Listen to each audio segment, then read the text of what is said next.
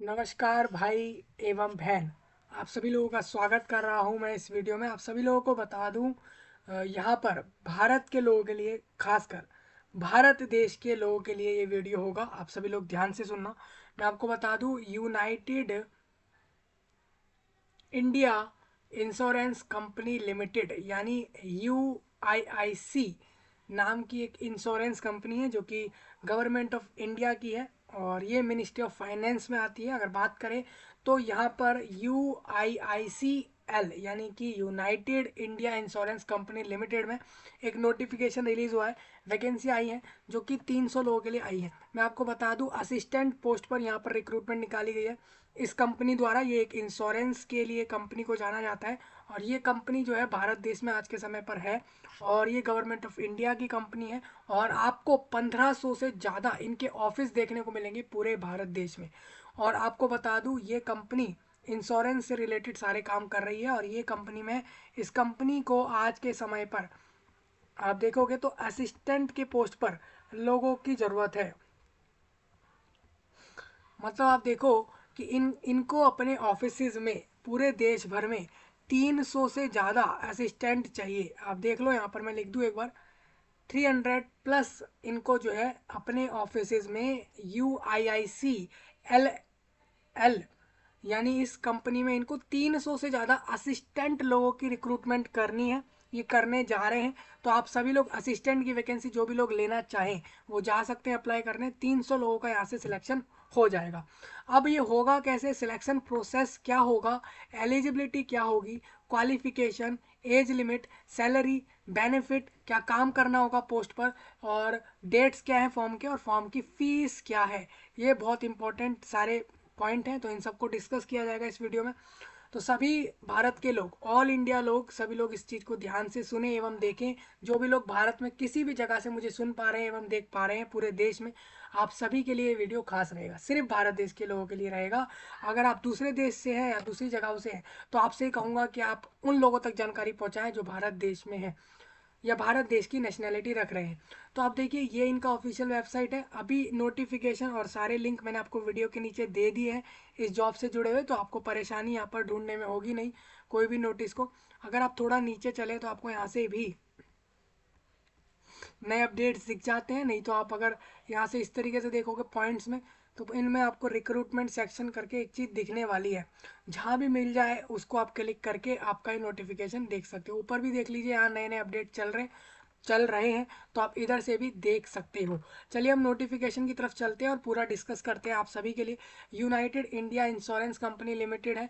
ये जो है इनका चेन्नई में, यानी कि 600014 वहाँ का पिन कोड है। चेन्नई में जगह है एक, वाइट्स रोड, वहाँ पर इनका ऑफिस है जो कि 24 नंबर ब्लॉक में है। और ये यहाँ पर रहेगा। इनका हेड ऑफिस जो है वो आपका नंबर 19 में है, जो कि 4th लेन और नुनगम बक्कम हाई रोड चेन्नई में है ये। और आप वहाँ पर इनका हेड ऑफिस देख पाएंगे। बेसिकली ये कह रहे हैं कि पूरे देश में तो काम कर रहे हैं, लेकिन इनका हेड ऑफिस तो होगा किसी ना किसी जगह, तो वो इनका है चेन्नई में, इनका हेड ऑफिस है। और वहीं से नोटिफिकेशन आया है। 300 असिस्टेंट चाहिए इनको, पोस्ट असिस्टेंट रहेगी और 300 लोगों को यहाँ से लिया जाएगा। कल की डेट का नोटिफिकेशन है ये। और इसमें कहा जा रहा है यूनाइटेड इंडिया इंश्योरेंस को कॉरपोरेशन लिमिटेड या company limited is a leading public sector general insurance company. मतलब आप देख सकते हो दोस्तों, ये पब्लिक सेक्टर कंपनी है, इंश्योरेंस का काम करती है कंपनी। और ये कंपनी जो है फुल्ली ओन्ड, यानी कि टोटली जो है ये भारत सरकार की है, with a gross premium of more than 17,664 से भी ज़्यादा का जो है इनका ग्रॉस प्रीमियम हो चुका है अब तक का। मतलब अगर बात करें तो अगर अगर तक अभी तक बात करें तो वैल्यूएबल ये कंपनी कितनी हो चुकी है, बेसिकली ये क्या मार्केट में अपना वैल्यू बना चुकी है, अगर बात करना चाहें तो 17,644 करोड़ तक का इनका जो है ग्रॉस प्रीमियम पहुंच चुका है। ये इस कंपनी के बारे में बताया जा रहा है और ये गवर्नमेंट ऑफ इंडिया का है। Company proposes to recruit young, अब कंपनी ये चाह रही है कि वो यंग लोगों को रिक्रूट करे, डायनामिक कैंडिडेट्स को रिक्रूट करे और फॉर इट्स ऑफिस, अपने ऑफिस के लिए ऑल ओवर इंडिया, पूरे देश में ये रिक्रूट कर रहे हैं अपने ऑफिस के लिए। Are invited from eligible citizen, जो भी इंडियन सिटीजन होंगे, जो भी भारत के नागरिक हैं, वह लोग फॉर्म भर दें। असिस्टेंट का पोस्ट है, 300 वैकेंसी दिखाई गई है। ये प्रोविजनल है, मींस इसमें वैकेंसियों में चेंज देखने को मिल सकता है। अगर ये वैकेंसी 400 हो जाए, 500 हो जाए या कम भी हो जाए तो आपको कोई टेंशन नहीं लेनी है। जो वैकेंसी फाइनल में आएंगी वही उतने ही लोगों को जॉब मिलेगी। अभी आप इसको 300 माने क्योंकि यहाँ पर 300 दी गई है। अब बात आती है कि किस जगह पर कितनी वैकेंसियाँ हैं। कैटेगरी वाइज आपको बता दूं तो अंडमान एंड निकोबार आइसलैंड में एक ही वैकेंसी है, यूआर कैटेगरी से भरी जाएगी। या फिर डिसेबिलिटी वाला कैंडिडेट अगर वीएच में होगा तो वो उससे भर सकेगा उस वैकेंसी को।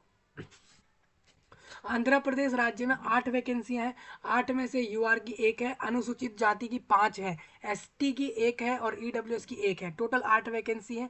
और एक्स सर्विसमैन भी अगर चाहे तो यहाँ से वैकेंसियां ले सकते हैं। आप देख रहे होगे, यानी फोर्सेज, नेवी और आर्मी में अगर आप काम कर चुके हो और अब आपको अगर इधर जॉब लेनी है तो आप ले सकते हो। अरुणाचल प्रदेश में टोटल 2 वैकेंसी, असम में है 7, बिहार में 3 लोगों को यहाँ से जॉब मिलेगी, चंडीगढ़ में 2 लोगों को। अब मैं आपको बता दूं, ये मतलब ये ऐसा नहीं है कि आप अगर बिहार के होंगे तो ये आप बिहार की वैकेंसी लेंगे, मैं आगे क्लियर करूंगा। मेन ये कह रहे हैं कि अगर आप बिहार में लेने जाते हो जॉब को तो 3 लोगों को वहाँ पे उधर के ऑफिस में जॉब दी जा रही है। तो आप समझ सकते हैं इस तरीके से सारा दिया गया है। केरला में 30 लोगों की ज़रूरत है इनको, और महाराष्ट्र में 23 लोगों की ज़रूरत है। इस तरीके से आप देख लेना। सबसे ज़्यादा इनको तमिलनाडु में रिक्रूट कर रहे हैं लोग, 78 लोग ये तमिलनाडु में रिक्रूट करेंगे। और उसके बाद आप बाकी जगहों का समझ सकते हो यहाँ से कैटेगरी वाइज, और डिसेबिलिटी और एक्स सर्विसमैन वाले अपनी वैकेंसी यहाँ से समझ लेंगे।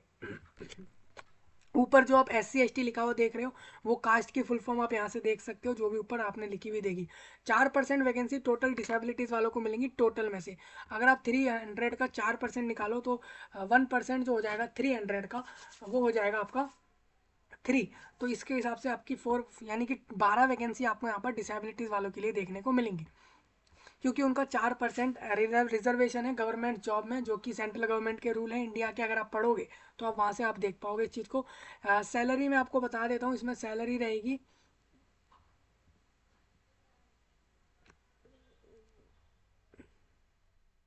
हाँ। मेरिट लिस्ट आपकी देखिए, मेरिट लिस्ट के लिए बहुत कंफ्यूजन रहता है। मेरिट लिस्ट आपकी अलग अलग राज्यों की और कैटेगरी वाइज दी जाएगी, इसका सभी लोग ध्यान रखेंगे। The candidate who qualify recruitment exam should qualify in the regional language test. देखिए आपको ना रीजनल लैंग्वेज, एक रीजनल लैंग्वेज टेस्ट होगा उसको पास करना भी ज़रूरी है, और एक एग्ज़ाम होगा उसको पास करना भी ज़रूरी है इस जॉब के लिए। यहाँ पर 22,405 रुपये से लेकर सैलरी स्टार्टिंग है, और ये बढ़ते बढ़ते आप देखोगे तो 62,000 तक भी एक समय पर जाएगी। मतलब कि स्केल ऑफ पे की बात करें तो स्टार्टिंग में इनिशियली ये 22-23 हज़ार रुपये देंगे आपको, एक फिर उसके बाद एक समय 30-35 हज़ार तक देंगे, और एक समय पर ये 62,000 रुपये देंगे। अगर आप बात करो अभी करेंटली अगर एमोल्यूमेंट इनका क्या है तो बता देता हूँ। वर्क आउट ऑफ अप्रोक्सीमेटली 37,000 रुपये आप मान सकते हो कि अभी आपको जॉब मिलने के बाद मिल रहे होंगे। 37,000 पर मंथ आप इसमें अपनी सैलरी मान सकते हो in the initial stage in a metro city. Metro city basically ये है कि ऐसे एरिया जो कि मतलब कि एक ऐसे मतलब थोड़े क्वालिफाइड एरिया लग रहा हो, थोड़ा सही एरिया लग रहा हो, तो वो एक मेट्रो सिटी हो जाती है। मेट्रो सिटी बेसिकली ये होती है कि वहाँ की पॉपुलेशन 10 लाख प्लस होगी तो वो एरिया मेट्रो सिटी में आता है। ये एक जनरल कंडीशन है। बाकी आप और इसके लिए रीड कर सकते हो। मेरे को जहाँ तक पता है कि मेट्रो सिटी मीन्स ये है कि जिस एरिया की पॉपुलेशन 10 लाख से ज़्यादा है वो एरिया मेट्रो सिटी में आ जाता है। हाँ, या फिर वो एरिया में आप देखोगे बड़े बड़े बिल्डिंग्स देख रहे हो, वहाँ के डेवलपमेंट्स को देख रहे हो, तो वो भी एक तरीके से मेट्रो सिटी कहलाएगा। ठीक है, अनडेवलप्ड वाले एरिया मेट्रो सिटी में नहीं आ रहे हैं, मैं ऐसा नहीं कह रहा। वो पॉपुलेशन और बहुत सारे फैक्टर पे डिपेंड करता है। मीन्स ये है कि अगर आप पूछोगे आसपास जहाँ भी आपकी जॉब मिल रही है, अगर वो मेट्रो सिटी है तो आपको 37,000 पर मंथ मिलेंगे। इसके अलावा अदर अलावेंस में बता रहे हैं जो आपकी प्लेस ऑफ पोस्टिंग पर डिपेंड करेगा क्या क्या मिलेगा। मतलब आप जिस जगह पर पोस्ट हो रहे हैं उस जगह की फैसिलिटी को देखते हुए ही आपको फैसिलिटी दी जाएंगी, क्योंकि ऑल इंडिया बात है तो ऐसा संभव नहीं है कि हर जगह आपको बहुत सारे फायदे दे दिए जाएं।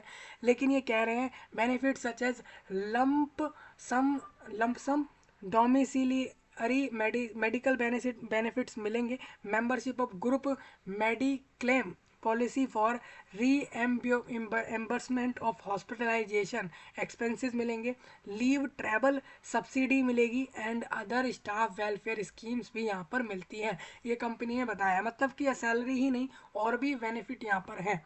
क्वालिफिकेशन, जो भी लोग 30 सितंबर 2023 तक ग्रेजुएट हो चुके हैं किसी भी यूनिवर्सिटी से, वो लोग अप्लाई कर सकते हैं। और एंड नॉलेज, और जिनको रीडिंग राइटिंग और स्पीकिंग की नॉलेज हो रीजनल लैंग्वेज की ऑफ द स्टेट, ठीक है। सपोज आप बिहार में रिक्रूट हो रहे हैं, बिहार में जॉब मिल रही है, तो आपको वहाँ पर बिहार में बिहारी लैंग्वेज ही नहीं बोली जाती, बिहार में हिंदी भी बोली जाती है, कुछ लोग भोजपुरी भी बोल रहे हैं आज के समय पर, इंग्लिश भी बोल रहे हैं, तो आप ऐसा नहीं कहोगे। लेकिन रीजनल ज़्यादातर वहाँ पर जो लोग भाषा में बात कर रहे हैं वो आपको लिखनी, पढ़नी और बोलनी आनी चाहिए। ये आपकी रहेगी, क्योंकि इसका एग्ज़ाम रहेगा, ये आपको पास करना है। तो इसीलिए आप जहाँ भी जॉब ले रहे हो, जहाँ भी आपको जॉब मिल रही है तो वो लैंग्वेज का आप ज़रा ध्यान रखें, और आप ग्रेजुएट होंगे तो आपको वैकेंसी मिल जाएगी। तो ये क्वालिफिकेशन रहा।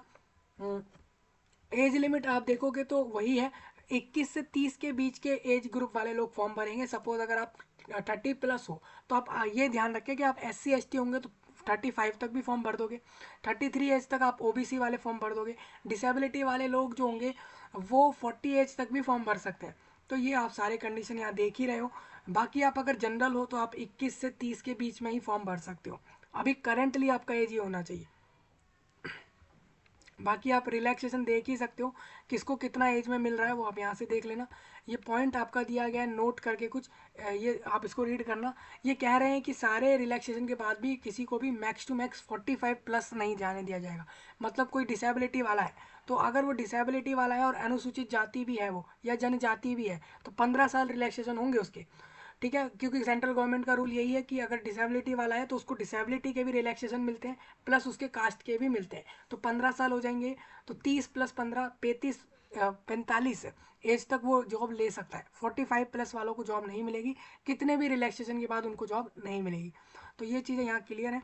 अब डेफिनेशन की बात कर लेते हैं। तो एक्स सर्विसमैन कौन होते हैं? वो लोग जो कि ट्रीटेड होंगे एज एक्स सर्विसमैन, वो लोग जो कि आपके गवर्नमेंट ऑफ इंडिया के मिनिस्ट्री ऑफ होम अफेयर्स में या डिपार्टमेंट ऑफ पर्सोनल में गए हों, या फिर एडमिनिस्ट्रेटिव रिफॉर्म्स में गए हों। बेसिकली वही लोग एक्स सर्विसमैन होते हैं जो नेवी, आर्मी या फोर्सेज में गए हैं, या फिर मिनिस्ट्री ऑफ होम अफेयर्स की किसी फील्ड में आपने जॉब करी है, तो आप लोग आते हो एक्स सर्विसमैन।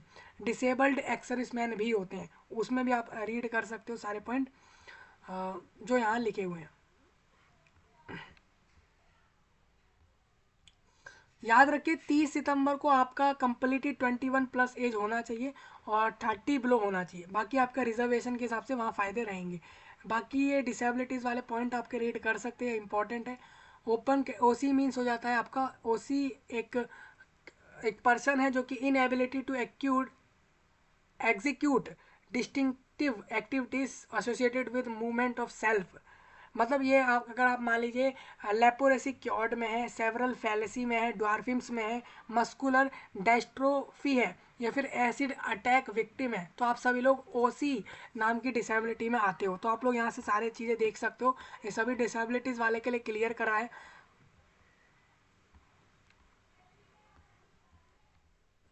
EWS को रिजर्वेशन मिलेंगे, लेकिन उसके आप पहले रूल रीड करें एक बार सही से। यहाँ पर जो दिए गए फॉर्म का फीस आपको बता देता हूँ। एप्लीकेशन फ़ीस जो है, जो भी कैंडिडेट रिजर्वेशन कैटेगरी में नहीं है वो लोग आपके 1000 रुपीज़ पे करेंगे। सपोज आप जनरल हैं, आप 1000 रुपीज़ पे करेंगे। OBC हैं, EWS है, आप 1000 पे करेंगे। लेकिन अगर आप SC ST हैं, डिसेबिलिटीज़ में हैं और एक परमानेंट एम्प्लॉय हैं इस कंपनी के, तो भी आप लोगों को, तो आपको 250 रुपीज़ पे करने हैं। और इन सब को छोड़कर बाकी लोगों को 1000 रुपीज़ पे करने हैं, प्लस इसमें GST अलग होगा। मैं आपको बता दूं, ये 18% आप मान सकते हो, तो यानी कि 1000 यानी 1180 रुपये आपको पे करने होंगे। जो लोग 250 रुपीज़ पे कर रहे हैं, यानी कि वो लोग 45 रुपीज़ और, यानी कि 295 रुपीज़ वो पे करेंगे GST के साथ। ये टोटल अमाउंट मैंने आपको बता दिया है। फॉर्म इसमें जो है कल चालू होगा, यानी 16 दिसंबर में चालू होगा फॉर्म, और ये 6 जनवरी को क्लोज हो जाएगा रजिस्ट्रेशन का। और इसमें पेमेंट का समय भी सेम रहेगा। कॉल लेटर आपको 10 दिन पहले, डेट ऑफ ईच एग्जामिनेशन, जो भी एग्जाम इस रिक्रूटमेंट में होगा उसके 10 दिन पहले आपको एडमिट कार्ड देंगे, जिसको आप कॉल लेटर कहते हो। एक पेज होता है, उस पर लिखा होता है कि भाई इस नाम के कैंडिडेट को इस जगह पे जाके इस सब्जेक्ट का इस दिन इतने समय पर पेपर देना है इस रिक्रूटमेंट के लिए। तो वो सब चीज़ें कहाँ होती है, एडमिट कार्ड पर होती है, जिसको कॉल लेटर कहते हैं। वो 10 दिन पहले या हफ्ते दो हफ्ते पहले सबको मिल जाते हैं।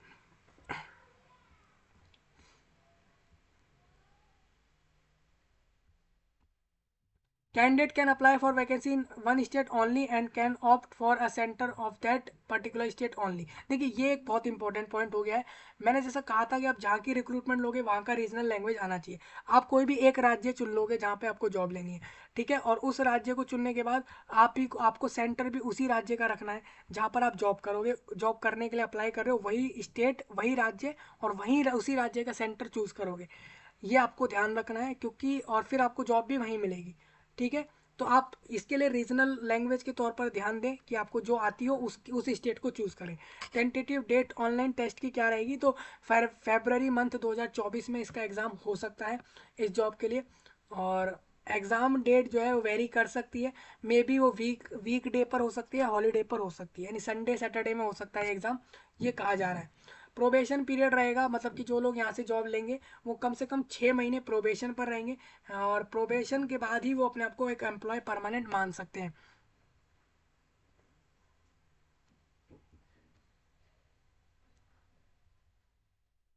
जो लोग प्रोबेशन में फेल हो रहे हैं, सही से सेटिस्फाई नहीं कर रहे हैं अपने काम से उस जॉब में, तो उनका प्रोबेशन बढ़ भी सकता है। सभी का नहीं बढ़ता है, आप जो लोग सेटिस्फाई नहीं कर रहे हो अपने काम से तो उनका प्रोबेशन बढ़ जाता है, ये इन्होंने कहा है। Candidate sir to serve in the posted location for a minimum period of, हाँ, कम से कम 5 साल को आपको 5 साल के लिए आपको जॉब देंगे। 5 साल के लिए कहीं ना कहीं तो भेज ही देंगे जॉब पर, और उसमें से 6 महीने प्रोबेशन पे रहेंगे, और बाकी उसके बाद आप अपनी जॉब इसको रेगुलर और परमानेंट एम्प्लॉय मान सकते हो इस कंपनी में। और आपको 5 साल बाद ये हो सकता है एक्सटेंड कर दे आपकी जॉब, लेकिन मिनिमम 5 साल की आपकी जॉब होगी। सिलेक्शन प्रोसीजर मैंने बताया है, ये एक ऑनलाइन एक, इसमें आपका जो है एक एग्ज़ाम होगा, उसके बेस पर ये सिलेक्शन करेंगे। ऑनलाइन एग्ज़ाम होगा इसमें, और हर कैंडिडेट को जो है क्वालिफाई करना होगा अपना एक रीजनल लैंग्वेज टेस्ट को भी।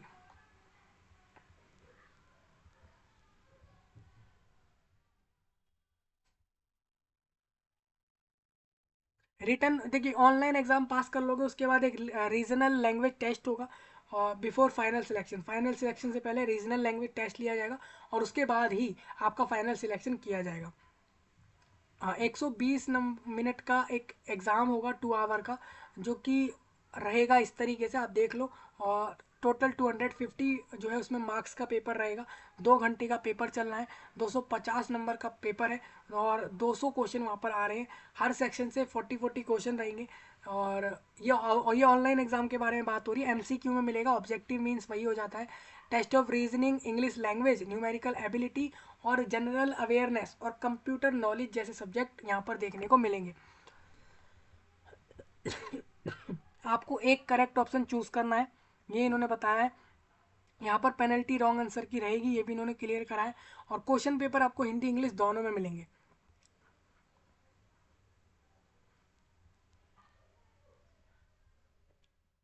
तो याद रखिए दोस्तों, पेनल्टी है, रॉन्ग आंसर है, तो इसका मतलब कंपटीशन हाई है।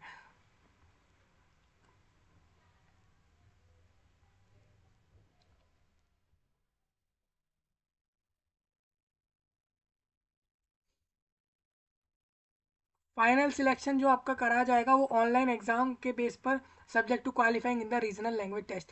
ठीक है, इन्होंने कहा है आप पहले ऑनलाइन एग्जाम को पास करोगे, उसके बाद ही आप रीजनल लैंग्वेज टेस्ट में जाओगे। याद रखिए, रीजनल लैंग्वेज टेस्ट बाद में होगा, लेकिन इसको सिर्फ पास करना जरूरी है। इसमें अच्छे नंबर ज़्यादा आप लाते भी हो तो उतना फ़ायदा नहीं है, लेकिन ऑनलाइन टेस्ट में आपको जितना हो सके उतने ज़्यादा मार्क्स स्कोर करने पड़ेंगे, क्योंकि इसी के बेस पर लोगों का सिलेक्शन होगा। ये रीजनल लैंग्वेज तो बेसिकली ये है कि आपको उस जगह की लैंग्वेज आती है नहीं जहाँ पर आपका रिक्रूटमेंट होगा, उसको पास करना जरूरी हो जाता है। स्टेट वाइज और कैटेगरी वाइज यहाँ पर मेरिट लिस्ट बनाई जाएगी कि कौन सिलेक्ट हुआ कौन नहीं हुआ, ये मैंने पहले भी आपको क्लियर करा था, अभी वही चीज़ रहेगा। नेगेटिव मार्किंग आप ये मान सकते हो, वन, अगर 4 ऑप्शन है तो 1/4 मान सकते हो। ये नेगेटिव मार्किंग में एक प्रोसेस रहता है हर जगह, या 1/3 जो भी यहाँ पर लिखा है वो आप मान लेना। और डिसेबिलिटीज़ वाला अगर कोई ऐसा कैंडिडेट है जो एक ऐसे सेकंड पर्सन को, महिला या पुरुष को यूज़ कर रहा है अपने एग्ज़ाम करवाने के लिए, वो ये चाह रहा है कि कोई महिला या पुरुष उसका एग्ज़ाम कर दे एज अ स्क्राइब, अगर वो डिसेबिलिटी में है तो उसका एग्ज़ाम कोई दूसरी महिला या पुरुष कर सकते हैं अगर वो कैंडिडेट फिजिकली लिमिटेशन के कारण वो डिसेबिलिटीज़ में है। तो ऐसे में वो दूसरे किसी कैंडिडेट से एग्ज़ाम करवा सकता है, लेकिन वो एग्ज़ाम जिससे भी कराएगा उसको अपने खुद के कॉस्ट पर उसको अरेंज करना है। और इसमें ये भी होता है, आपको एक अंडरटेकिंग देना पड़ता है फॉर्म में कि आप एक स्क्राइब यूज़ करोगे अपने एग्ज़ाम के लिए। और एक चीज़ और बता दूँ, स्क्राइब ऐसे किसी कैंडिडेट को यूज़ नहीं करते हैं, बेसिकली जो पढ़ा लिखा होता है, थोड़ा एजुकेटेड रहे, वो ही आपके एग्ज़ाम को करता है। तो सारी कंडीशन यहाँ लिखी हुई हैं, आप सारे पॉइंट यहाँ से रीड कर सकते हैं। अब बात आती है एग्ज़ाम सेंटर की। तो एग्ज़ाम सेंटर रहेंगे बहुत जगहों पर भारत देश में, अलग अलग राज्यों में, हर एक सिटी में ऑलमोस्ट आपको हर एक राज्य की सिटियों में एग्ज़ाम देखने को मिलेगा, सेंटर देखने को मिलेगा। आपको सेंटर चूज़ करना है फॉर्म के अंदर ही, और वही सेंटर पर आप जाके एग्ज़ाम दोगे। आप अपने ईमेल आईडी और अपने लॉगिन डिटेल्स को डालकर अपने एडमिट कार्ड को डाउनलोड कर पाओगे एग्ज़ाम से पहले। और आपको सेंटर पर एग्ज़ाम के 2 घंटे पहले पहुंचने को कहा जा रहा है। बाकी आप सारे पॉइंट रीड कर लेना एक बार, सेंटर पर समय से पहुंचे, क्योंकि फिर वो एंट्री नहीं होती है। आईडी प्रूफ आपको एक लेकर जाना होगा वहाँ पर सेंटर पर, एक आधार कार्ड, पैन कार्ड, कोई भी एक चीज़ आप लेकर जाइए आईडी प्रूफ में, प्लस एडमिट कार्ड लेकर जाइए, फ़ोटो लेकर जाइए, अपना ज्योमेट्री का जो पेन वगैरह लेना हो आप ले जा सकते हैं। हालांकि मेरे को ऐसा लग रहा है एक ऑनलाइन एग्ज़ाम है तो आपको अलाउड नहीं होगा सेंटर पर, वहाँ पर वो हो सकता है कि ऑनलाइन एग्ज़ाम है तो पेन पेपर अलाउड ना करे, पेन और पेंसिल या ऐसी ज्योमेट्री चीज़ें ऐसी आपको अलाउड ना करे। तो उसके लिए आप देख लेना है सारे पॉइंट। बायोमेट्रिक वेरिफिकेशन मीन्स ये होता है आपका वहाँ पर एक तो थंब इम्प्रेशन कराया जाएगा, बायोमेट्रिक कराया जाएगा, और ये सारी चीज़ें आपकी वहाँ पे होंगी। आपसे साइन करवाए जाएंगे एक अटेंडेंस शीट पे। तो ये सब चीज़ें वहाँ होती हैं बायोमेट्रिक में, ये सब चीज़ें आपको देखने को मिल जाएंगी। अदर पॉइंट आप रीड कर सकते हो, ये सारे इंपॉर्टेंट है आपके लिए। ये कुछ पॉइंट है दोस्तों 16 में कि आप इन वाले पॉइंट को गलती से भी ना करें, जो ये कंडीशन बता रहे हैं वो सब ना करें, तो ऐसे में आपके एग्ज़ाम कैंसिल हो सकता है, रिक्रूटमेंट कैंसिल हो सकता है।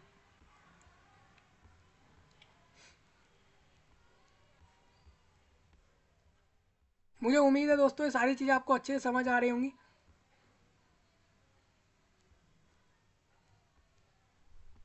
एप्लीकेशन प्रोसेस सिंपल है, 6 जनवरी लास्ट डेट है ऑनलाइन में अप्लाई करने की, आप अप्लाई कर सकते हो। इसमें दोनों दिन इंक्लूड है, यानी कि 6 जनवरी भी इंक्लूड है, यानी कि टोटल 3 वीक का समय आपको फॉर्म भरने के लिए है। पहले आपका रजिस्ट्रेशन कराया जाएगा वेबसाइट पर, फिर फीस पेमेंट करा लेंगे, और उसके बाद डॉक्यूमेंट अपलोड करा के फॉर्म सबमिट होगा। और फॉर्म का आप प्रिंट ज़रूर ले लेना, जिससे कि आपको ये आगे काम आएगा डॉक्यूमेंट वेरिफिकेशन के समय पर। देखिए आपको साइज़ क्या रखना है अपने डॉक्यूमेंट्स का, वो सब आप रीड कर सकते हो एक बार यहाँ पर। ईमेल आईडी मोबाइल नंबर की मदद से आपका रजिस्ट्रेशन हो जाता है। फीस आप ऑनलाइन में क्रेडिट कार्ड डेबिट कार्ड से कर दोगे, और डॉक्यूमेंट तो आप अपने डिवाइस से अपलोड कर ही दोगे। यही सारी चीज़ें होके आपका अपलोड हो जाएगा और सबमिट हो जाएगा। चलिए थोड़ा और आगे आते हैं। अब मैं आपको एग्ज़ाम सेंटर की लिस्ट दिखा देता हूँ, किस जगह पर कहाँ का सेंटर रहेगा। अंडमान एंड निकोबार के पोर्ट ब्लेयर में रहेगा, आंध्र प्रदेश के चिराला और श्रीकाकुलम जगह पर, और गुंटूर और कडापा, कुर्नूल, नेलोर और राजा मुंद्री मुंद्री और विजयवाड़ा, विशाखापट्टनम, तिरुपति, काकीनाडा, चित्तूर और एलुरु और विजया विजयनगरम जगह पर एग्ज़ाम रहेगा। अगर बात करूँ तो आंध्र प्रदेश में आप देखोगे तो 15 अलग अलग आप ये कह सकते हो डिस्ट्रिक्ट या बड़े बड़े सिटियों में एग्ज़ाम देखने को मिल रहा है। और अरुणाचल प्रदेश में ईटानगर में एग्ज़ाम होगा। आप अगर देखते हो तो अरुणाचल प्रदेश राज्य में ईटानगर के अलावा आपका और सेंटर कहीं नहीं होगा, मतलब आपके जो भी सेंटर होंगे आपको ईटानगर में ही देखने को मिल रहे हैं। असम राज्य में मैं आपको बता देता हूँ, डिब्रूगढ़, गुवाहाटी, जोरहाट और सिलचर और तेजपुर 5 जगहों पे आपको सेंटर देखने को मिलेंगे। इसका मतलब ये क्लियर नहीं, बिल्कुल नहीं है कि 5 ही सेंटर देखने को मिलेंगे। इन 5 जगहों पर हो सकता है 10-15 जितने सेंटर उनको अरेंज करने हो वो कर सकते हैं। बिहार में आप देखोगे बहुत जगहों पर सेंटर है। चंडीगढ़ में भी आप देखोगे एक ही जगह पर सेंटर रहेगा। छत्तीसगढ़ में 4 जगहों पर आपको अलग अलग सेंटर देखने को मिलेंगे। गोवा में, गुजरात में और हरियाणा में, हिमाचल प्रदेश जम्मू एंड कश्मीर, झारखंड और कर्नाटका, केरला, मध्य प्रदेश और महाराष्ट्र में भी बहुत जगह सेंटर है। 15 सिटी और डिस्ट्रिक्ट्स जैसी जगहों पर आपको सेंटर देखने को मिल रहे हैं महाराष्ट्र में। और मणिपुर, शिलोंग मेघालय में, और मिजोरम में एजावल, नागालैंड के कोहिमा में, और न्यू दिल्ली के एनसीआर की जगहों पर एग्जाम के सेंटर रहेंगे। उड़ीसा राज्य में भी आप देखोगे काफ़ी सेंटर है, तो बहुत जगहों पर है सेंटर है। आप अगर देखते हो तो टोटल 28 आपने यहाँ पर देख लिया लिस्ट में, यहाँ पर 29, 30 और ये ऐसे चल ही रहे हैं अभी तक। देखो 33 जगहों पर अगर मैं बात करूँ टोटली, तो 28 तो आपके स्टेट है, राज्य है। अभी अगर 2-4 साल पिछला डेटा उठाए तो, और 7 से 8 आपकी यूनियन टेरिटरी। अगर आप देखते हो, अगर मान लो इसको 28 मान लें और इसको 8 मान लें, तो आपकी 36 आप देख सकते हो, 36 है टोटल यूनियन टेरिटरी और स्टेट। हो सकता है इसमें कुछ आगे पीछे हो, मैं एक अप्रॉक्स ले रहा हूँ। 36 अगर माने तो 36 जगहों में से भी आपको 33 जगहों पर मिल रहे हैं सेंटर। हो सकता है इसमें आपकी एक आध यूनियन टेरिटरी या स्टेट नहीं देखने को मिले, ऐसा हो सकता है, 1-2 जगहों का हो सकता है। तो ऐसे में आप लोग अपने आसपास के यूनियन टेरिटरी या राज्यों में जाकर अपना सेंटर में एग्ज़ाम दे सकते हो। तो ये मैंने आपको बता दिया। सैलरी भी है अच्छी, बेनिफिट भी है, यहाँ पर गवर्नमेंट जॉब है, सेंट्रल गवर्नमेंट का जॉब होगा, इंश्योरेंस कंपनी में जॉब होगा, सभी ग्रेजुएट्स को जॉब मिल रही है। सपोज अगर कोई कैंडिडेट बीबीए है, बीसीए है, BCA, BBA, BCom, B architecture, B tech और बी प्लानिंग, और या फिर आपका बीएससी हो, या फिर कोई भी ऐसा बैचलर डिग्री हो, कोई भी ऐसा कैंडिडेट जो ग्रेजुएट है किसी भी फील्ड से, वो यहाँ पर अप्लाई कर देगा। 300 लोगों को जॉब मिलेगी, 37,000 सैलरी मिलेगी in hand, plus other allowance. आप मान सकते हो कि 45,000 प्लस आप पर मंथ इसमें सैलरी और सारे अलावेंस मिलाकर मान सकते हो। अगर मैं सैलरी बात करूँ तो 37,000 आपको स्टार्टिंग में ही दे रहे हैं, और एक समय पर ये 40-45 कर करके बढ़ा भी सकते हैं आपकी सैलरी को। सारी जानकारी आप सबको समझ आई होंगी। ये एक बहुत बड़ा अपडेट था आप सभी के लिए। आपको अभी भी ऐसा लग रहा हो कोई पॉइंट जो नहीं समझ आता है इसमें, आप कमेंट में बता सकते हैं। और इस जानकारी को देश विदेश एवं भारत देश की हर जगह तक पहुंचाइए, दुनिया भर में फैलाइए, क्योंकि बहुत बड़ी अपडेट थी आप सभी के लिए। ऑल इंडिया लोग अप्लाई कर सकते हैं, हरियाणा, झारखंड, मेघालय, मणिपुर, एक एक गली मोहल्ले का कैंडिडेट इस फॉर्म पर अप्लाई कर सकता है पूरे देश में। मैं आपसे मिल रहा हूँ नए वीडियो में, तब तक के लिए आप सभी का धन्यवाद।